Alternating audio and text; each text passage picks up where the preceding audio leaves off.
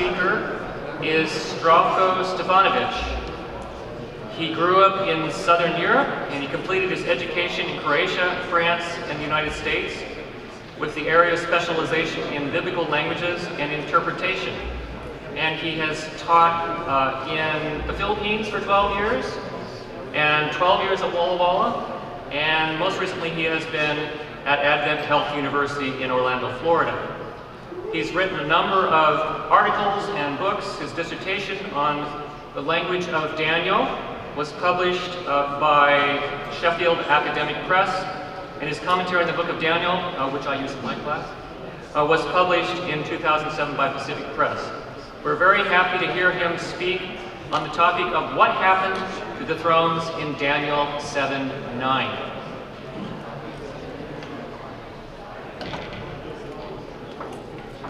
Thank you, Ross.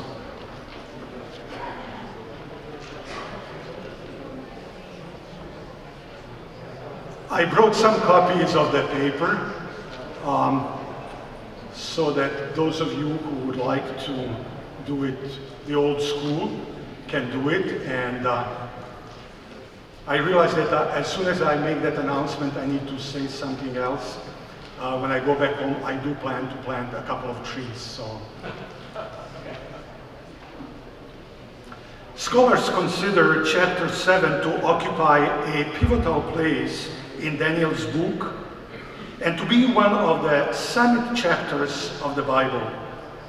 It is comparable in importance with Leviticus 16, Isaiah 40, Matthew 24, and Revelation 14. The key concept in Daniel 7 is divine judgment, which in the Bible may have both positive and negative connotations or outcomes. Two main literary genres are noticeable in this chapter. Prose verses dominate the narrative about the events taking place on earth, while poetic verses focus on a judgment that takes place in heaven.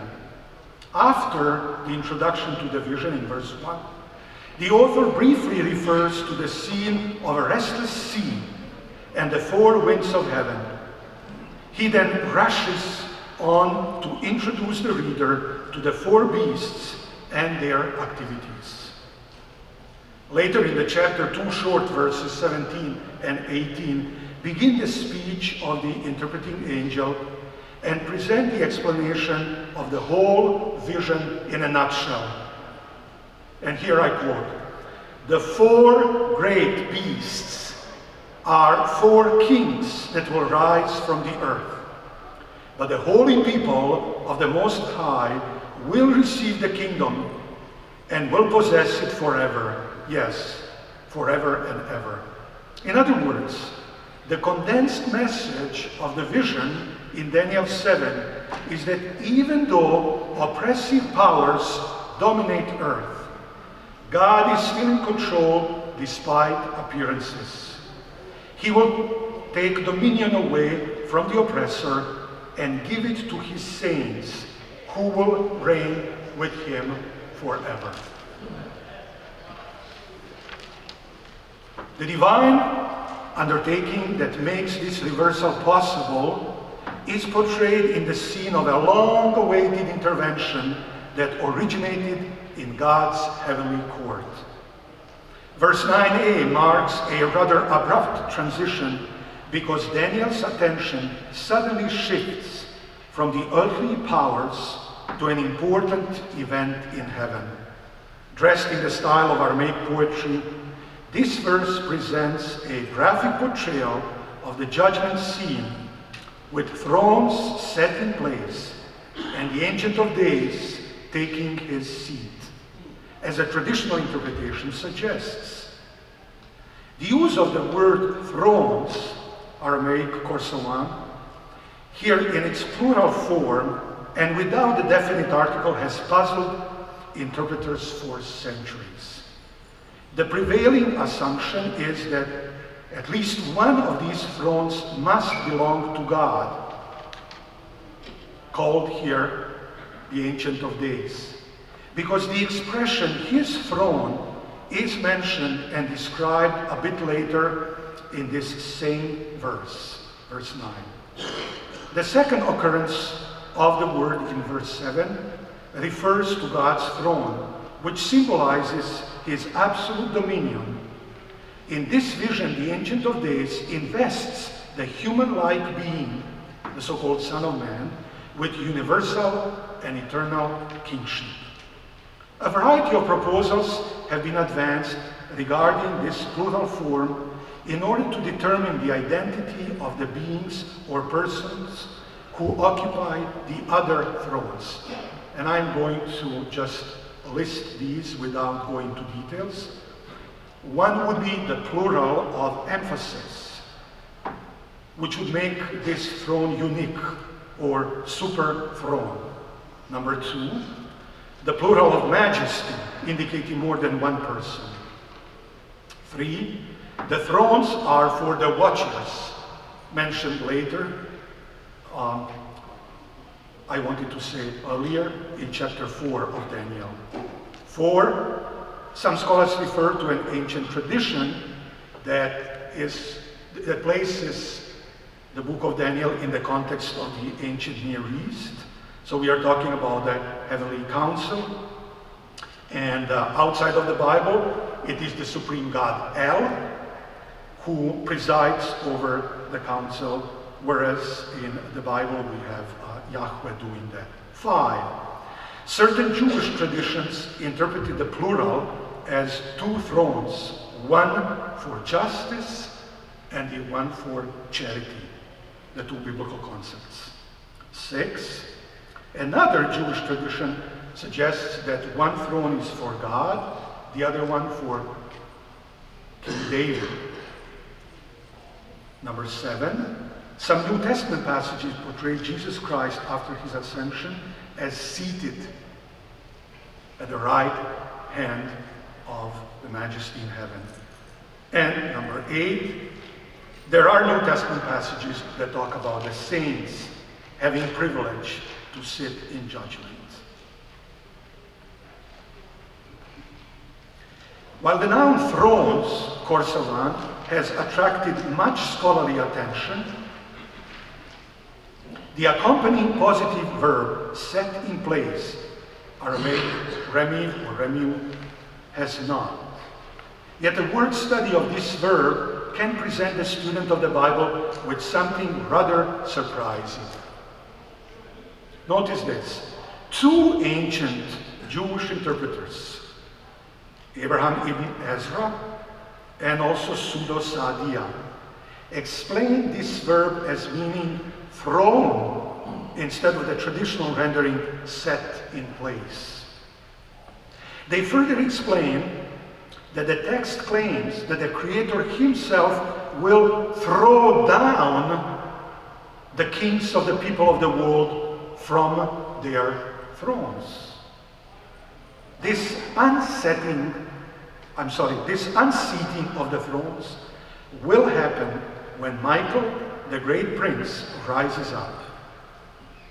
We'll now focus on the semantic range of the word Rema in Aramaic dialects and in cognate Semitic languages, with the goal of arriving at a more comprehensive understanding of Daniel 7. Etymologically speaking, the root Rama or Rema is attested in several cognate languages. Despite this fact, there is a lot of uncertainty about its meaning. For this reason, linguists rely heavily on the context in which the word is found, trying to determine its precise meaning that often varies from case to case. The most common meaning of this root are to throw down, to strike or to hit, to throw from a sling, or to shoot an arrow. In Akkadian, an important Semitic language, for example, the meaning to throw down dominates, while the meaning to lay down or to cast, those meanings are rare. The adjective built on the same root means inferior, for example. In summary, the basic meaning of the Semitic root Rama or Rema is to throw. To this, a comment can be added that most of the occurrences of this word in ancient texts have negative connotations. In biblical Hebrew, the verb ramah is first attested in the simple active form, the kal, with the meaning to throw or to shoot an arrow. The best known occurrence is in the Song of the Sea, where this verb is used to say that the Lord hurled the Egyptian army and its chariots into the sea. Exodus 15. In Psalm 78, the soldiers from Ephraim are described in Hebrew as throwing forth bows, while Jeremiah 4 talks of the noise of the horsemen and, as the original says, those who cast with a bow. The metaphorical meanings to betray or to deceive are clearly negative and were expressed through the intensive active form, which would be PL in Hebrew. The Hebrew noun built on this root can mean lifting up, casting away high or lofty places that are destined to be destroyed. And even it describes the notion of deceit and treachery. Now let's go to the Aramaic chapters of Daniel. The verb rema is used in chapter 3 for the three Hebrews being thrown into the fiery furnace. In Daniel 3:20, it says, "And King Nebuchadnezzar commanded some of the strongest soldiers of his army to tie up Shadrach, Meshach, and Abednego and throw them into the blazing furnace." Still, in the Aramaic chapter 6, this verb is used for Daniel being thrown into the lion's den.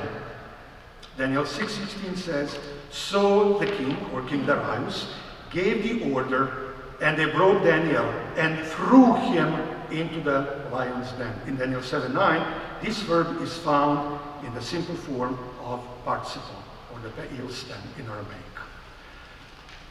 So here is the conclusion of the short presentation. Based on the frequently attested meaning of the verb rama or rema in Semitic languages, it is possible that in Daniel 7:9, the noun thrones symbolizes oppressive powers that are overthrown because of divine judgment. The vav prefixed to the expression atikiomin, Ancient of Days, is explicative, sometimes called explanatory, and as such could be translated as because. This verse then serves as the concluding statement to the whole vision of God's response to the oppressive powers on earth. Thus, it is possible that Daniel is quoted as saying, "As I looked, the thrones of the beasts were overthrown because an Ancient of Days took his seat." If this is what the author's intended meaning of the verb rema, then the word thrones stands for the authority of the beastly powers which are overthrown by the ruling from the court in heaven.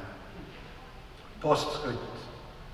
There's no doubt that some of you in the audience may not be ready to make room for the alternative reading of Daniel 7:9 as presented in this paper.